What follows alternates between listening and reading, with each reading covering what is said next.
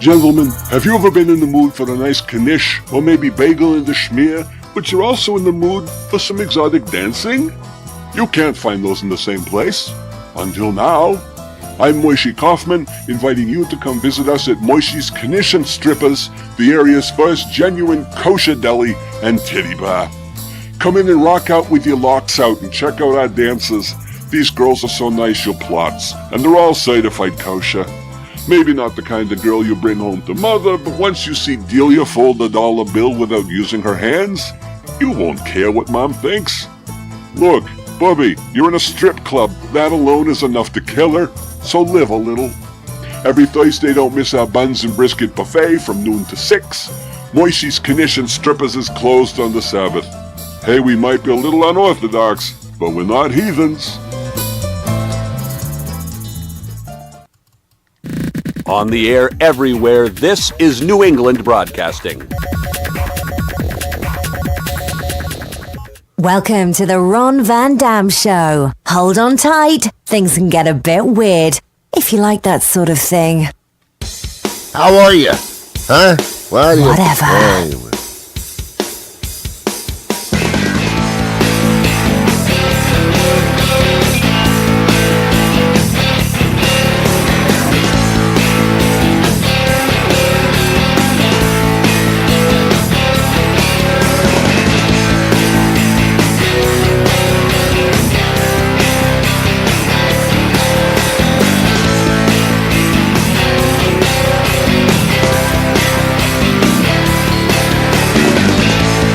Good morning, good afternoon, good evening, good night. It's the Ron Van Dam Show.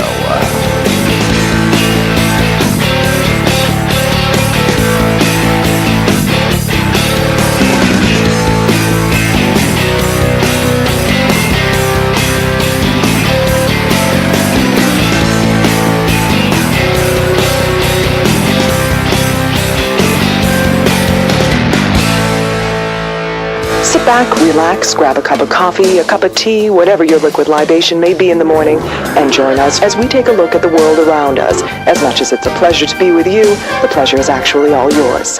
And now, here's your host, Ron Van Dam. Thank you, Julie. Welcome to the program, and welcome to you. You are such a piece of good person, you are. Sit down, please. Take your shoes off. Relax. Unless you're driving, don't take your shoes off. That could be dangerous. You ever drive barefoot? It just seems wrong. You can do it. I mean, I guess there's still foot action for the gas pedal and the brake and all that stuff. But it just feels wrong. Yeah. It's very early in the morning for me. I don't know when you're listening to this thing, but for me, it's very early in the morning. I actually got out of bed on the wrong side. One of the sides of my bed is up against a wall, and that's the side I chose to get up from. That didn't work out too well. That's the size I chose to get up. Oh, see, it's so early, I can't even talk. I can't put words together. It's a problem. Well, today isn't a day that will live on in infamy for me. Today is my birthday. No, quiet. Don't you dare.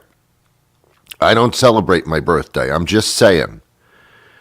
We all have birthdays every year. See, there's the sun, and the planets, they revolve around the sun, and that's considered an entire year. For some reason, I'm celebrating the planet going around the sun once.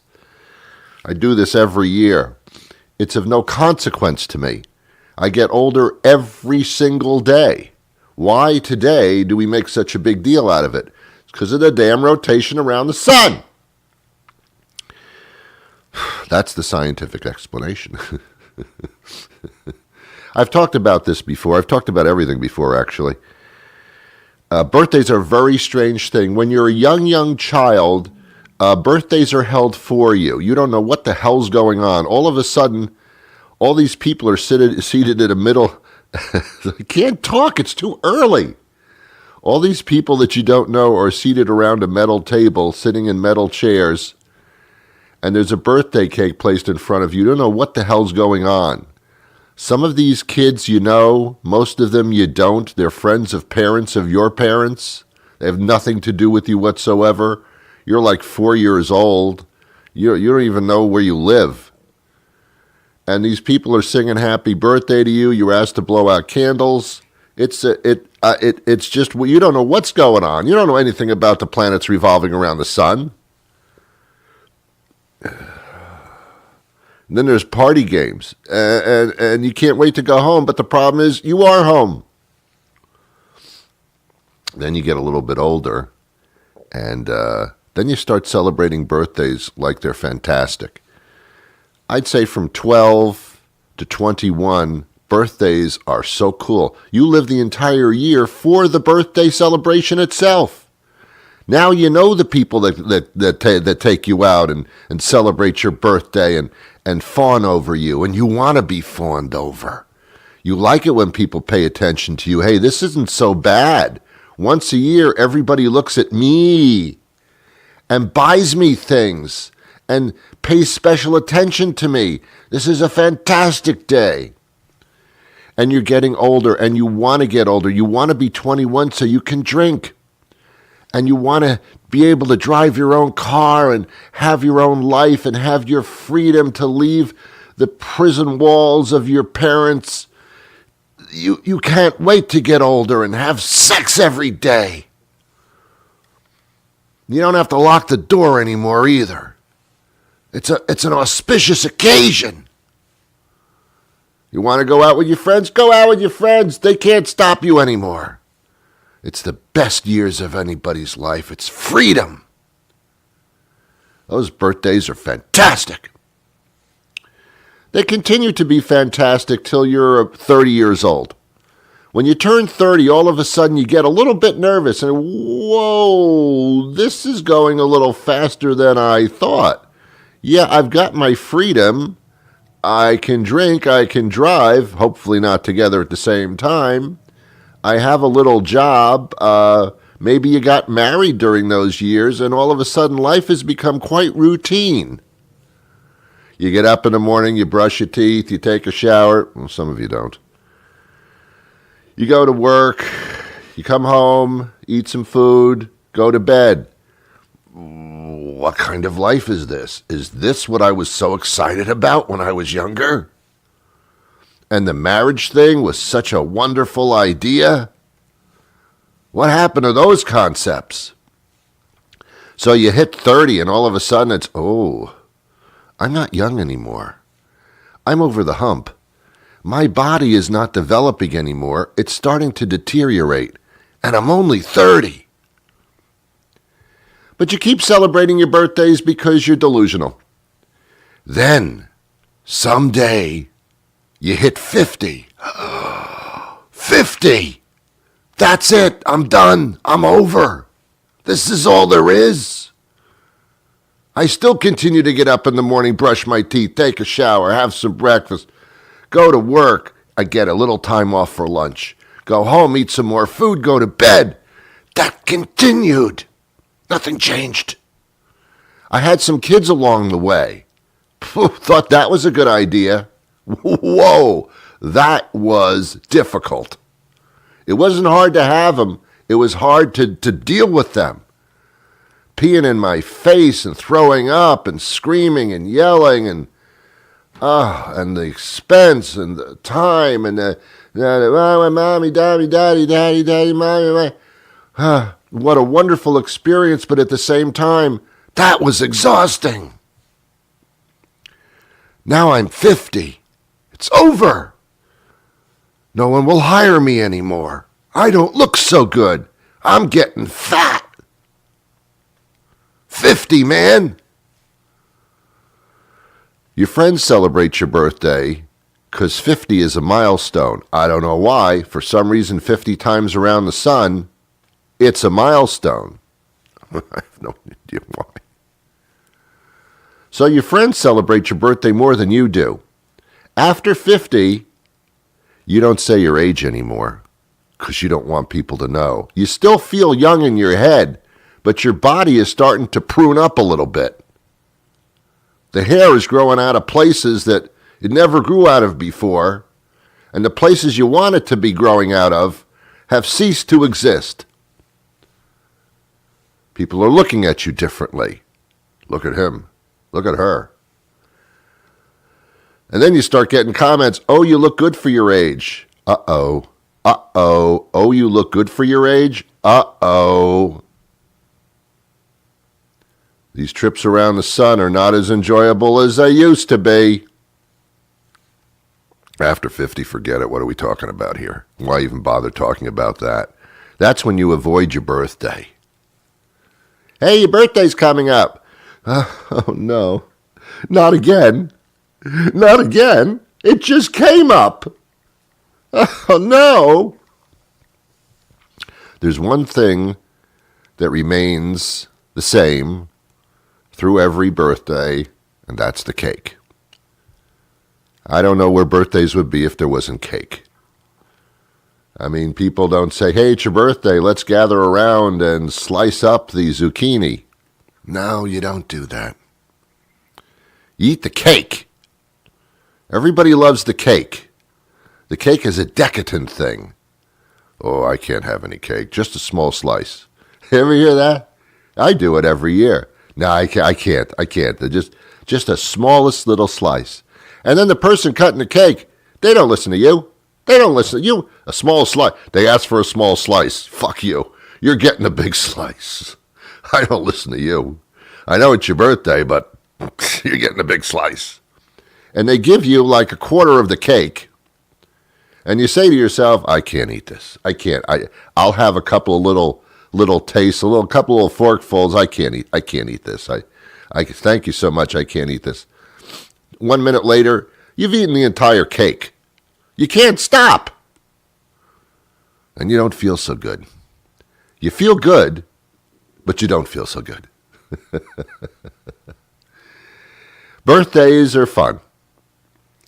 I think when you're younger, birthdays are enjoyable, and you get older and birthdays are curses. They're just horrible. Don't get me anything. That's where I'm at. I don't celebrate my birthday. If somebody says, hey, isn't your birthday coming up? I respond by saying, I don't know who you are and I don't know what you're talking about. And please don't talk that way to me. And then it all reverses. It all becomes very weird. When you start turning 90, if you should make it so long, and I hope you do, you get to be 90, 95, 96. Then for some reason, you're proud of that. And I don't understand that you're proud of it. And you walk around and you say, hello, my name is Bob. Guess what? I'm 96. 96, that's incredible. And for some reason, that's an enjoyable experience. I would never tell somebody I'm 96. How old are you, Ron? 12? No, you're older than that. 96? Wow, you look great for your age. You look great for your age. Once you start hearing you look great for your age, it's time to pack the suitcase. Go to Florida, where everybody else goes, where everybody else is 96. Florida should not be the Sunshine State. By the way, it rains in Florida every single day, so how it got the nickname the Sunshine State, I'll never know. It should be called the You Look Great for 96 State. Something's wrong somewhere. And I have a feeling I know where. Hey, so happy birthday to me. Thank you for all your cards and letters. It's really annoying. But no, the thought is there, and I appreciate that. And I'm really a loving person. I'm trying to be really grumpy, but I can't be because it's my birthday, and I'm actually 96.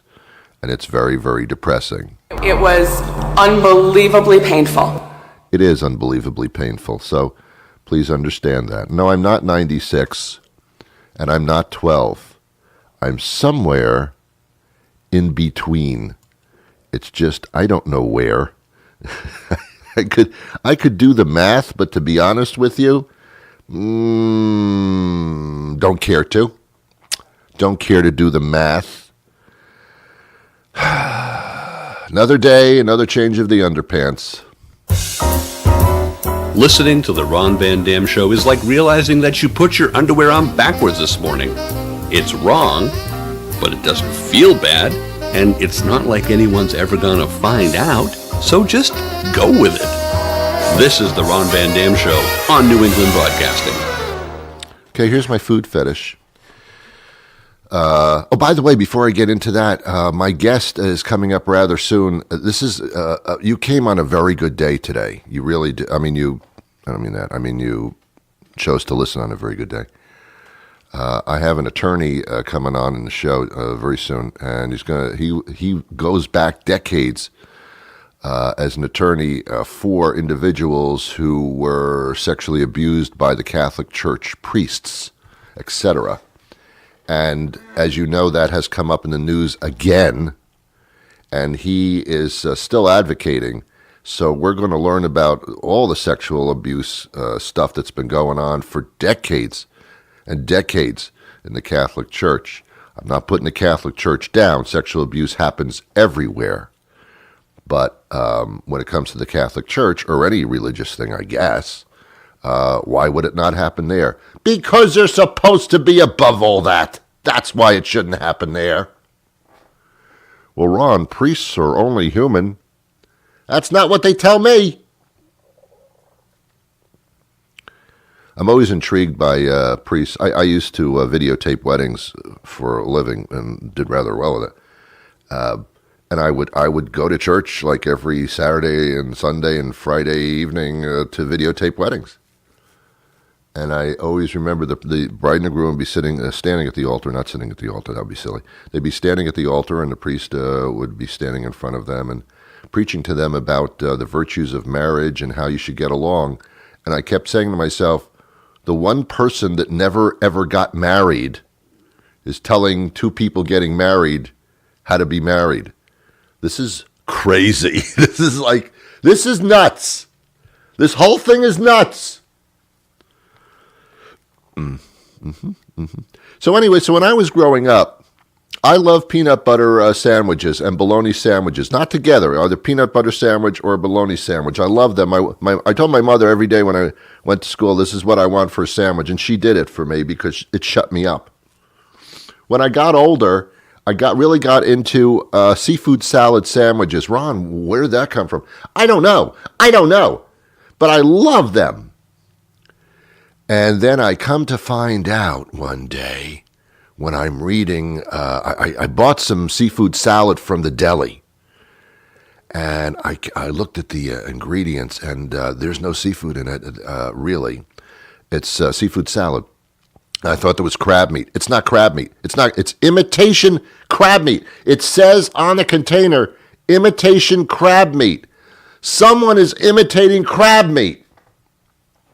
Some seafood impersonator is imitating crab meat. Now, I know what crab meat looks like. I've had crab meat before. But some crab meat is not real. It's being imitated. So what is the imitation crab meat? It's pressed weird fish. And I don't understand how it's made or what it is. But now I'm kind of thinking it tastes like plastic now. So now I'm totally off of seafood salad because I don't know what the hell's in it. All I know is there's no crab meat in there. It's imitation crab meat. That sucks. That's like having sex with somebody named Lucy. And you're having sex with Lucy and you find out after you've had sex with Lucy, that's not Lucy. That's Susan imitating Lucy. Now, Lucy did a pretty good job, I got to tell you. Susan imitating Lucy was pretty good. She fooled me. She tricked me. But I'm not involved in it anymore. You don't trick me. And that's pretty much what it's about.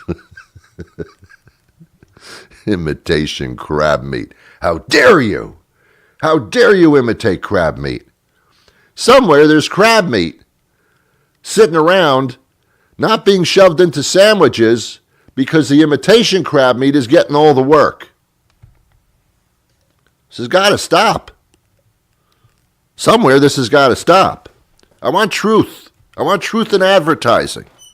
I want a big sticker on my imitation crab meat salad that says this is not crab meat. It's imitation crab meat. Big warning sticker. Big in fluorescent pink. Imitation crab meat. Not really crab meat at all. Not even close. All right, that's enough of that. I'm getting all upset about imitation crab meat, and I'm starting to realize there might be other things that are more important than that. And that's where my guest comes in. Let's speak to the attorney about a very serious subject, to be honest with you. Hi, Ron. How you doing there, Richard? I'm okay. How about yourself? I'm doing all right. Attorney Richard M. Serbin joins us now. We're talking about the survivors of the abuse by the Catholic Church priests and clergy. Of course, our show emanates from the Boston area, so we're somewhat familiar with this situation, as you can imagine. You are. Yes. What prompted you to get involved in this fight?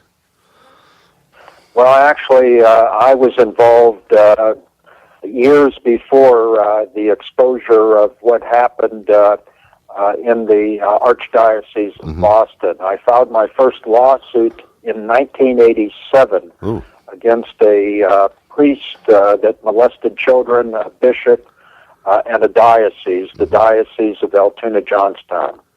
Wow. Okay, and then has this been prominent from that time all the way back until now, or do we hear about sporadic incidents that are consequential and that's it, or is this a constant thing that takes place all over the country?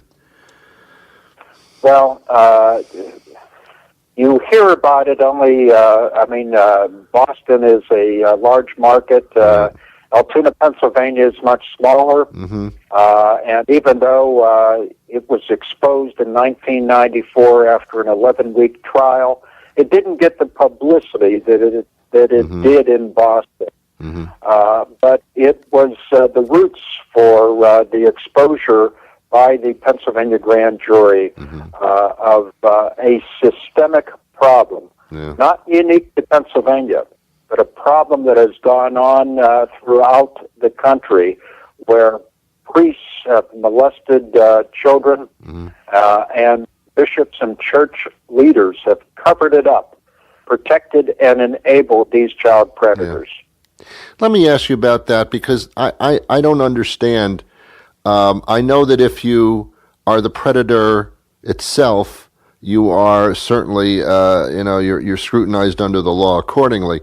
But those that aid and abet, as you mentioned, that are aware of those situations, keep them hushed, even move the perpetrators around to different areas where they can strike again, they are not usually the targets of criminal activity, although they have aided and abetted. I don't quite understand that. Well, your confusion is understandable to me, because you would think that any bishop or church leader that has participated in the conspiracy of a crime, that is covering up the molestation of a child, would be charged with both criminal and civil crimes. Correct.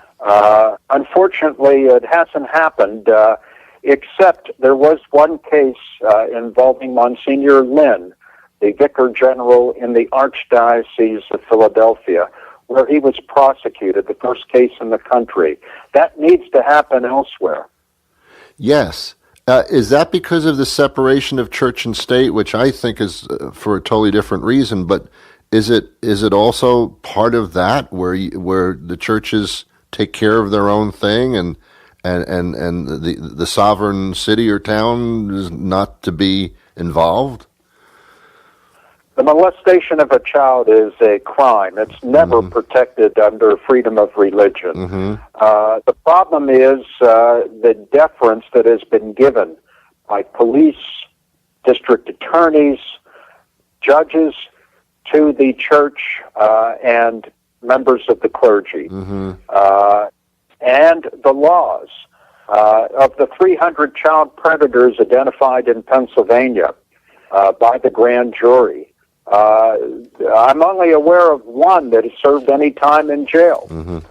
And tragically, our laws protect the child predator and those that shield and enable the child predator rather than the survivors of abuse. You're asking for the survivors to come forward because when these things reach a boil, it is the best time to do so, I would assume. But survivors don't come forward, and it might be the same thing that we went through with the Kavanaugh deal where you don't want to expose yourself and go through that. Is that the reasoning? Well, number one, I mean, it's important for survivors to come forward, not only to empower them, but to stop other children from being sexually molested. That's so important. And the reason why it's so difficult is you can imagine how personal it is to discuss with others something so horrible in their life. It's embarrassing, it's humiliating, and in some cases the child, now the adult, feels that maybe they did something wrong to prompt the priest to target them. And that's not the case. They were young, innocent, and trusting of someone they were taught to respect as a representative of God. And that trust was betrayed. Yes.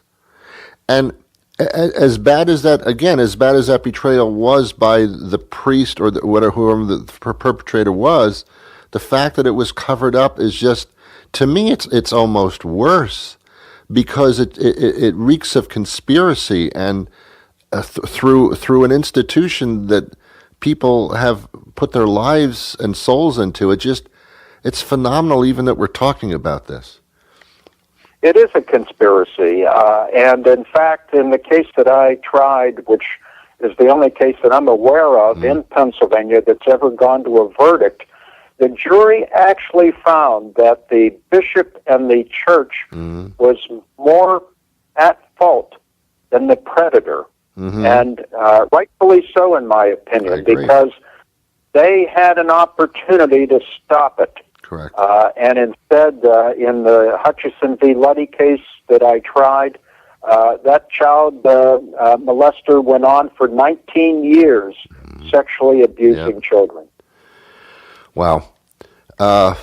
It's amazing. And of course, we always say it's not every priest, it's not every town and city that this is necessarily the case, but it certainly opens up a Pandora's box of doubt sometimes.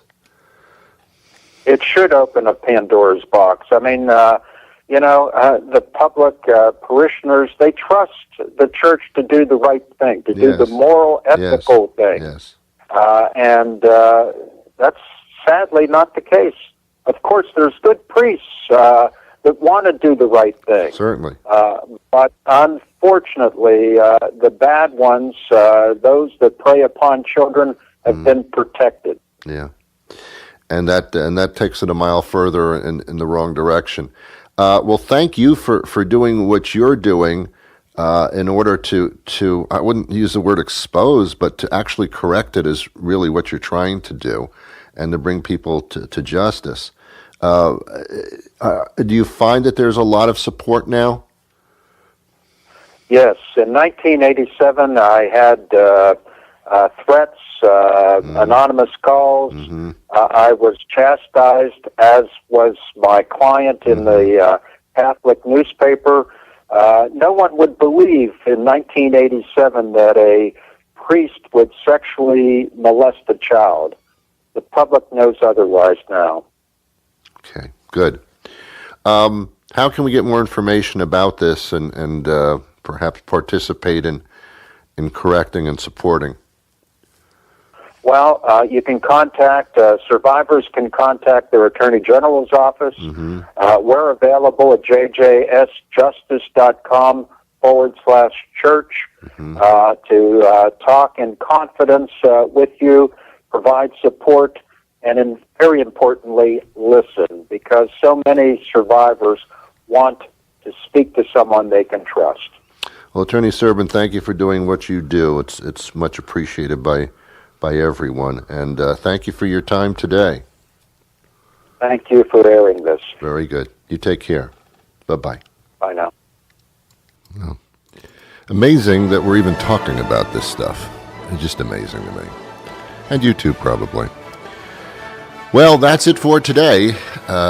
We've been lighthearted, we've been serious, and shifting everything in between. Now it's time for me to leave you until the next time a weekday rolls around, which is rather soon. I wish you peace.